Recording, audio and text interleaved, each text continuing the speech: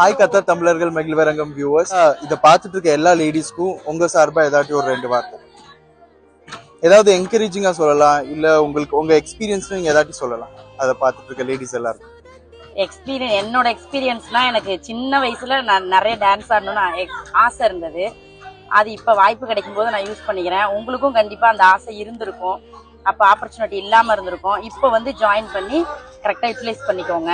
Enjoy பண்ணுவோம், fun பண்ணுவோம். அதாவது இப்ப லேடிஸ் இப்ப இதுதான் பண்ண முடியும் அப்படின்னு ஒரு ரெஸ்ட்ரிக்ஷன் இல்லாம எல்லாத்தையும் ஓவர் கம் பண்ணி வெளியில வந்து இந்த மாதிரி ஒரு சோஷியல் மீட்டிங்ல இதாகும் போது இது வந்து பிசினஸ் லெவல்லையும் லைக் ஹோம் பிசினஸ் எல்லாம் பண்றாங்க இல்லையா, ஹோம் இதெல்லாம் பண்றாங்க, அவங்களுக்கும் இது ஒரு ஆப்பர்ச்சுனிட்டியா இருக்கு.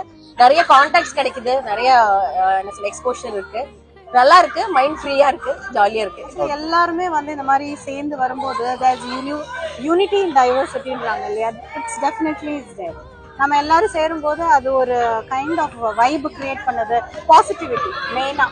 ஸோ அந்த positive vibe is really very important for every one. ஒரு மென்டல் ஹெல்த்துக்குமே ரொம்ப இம்பார்ட்டண்ட்டாக இருக்கு. So that is my view. Okay, thank you so much.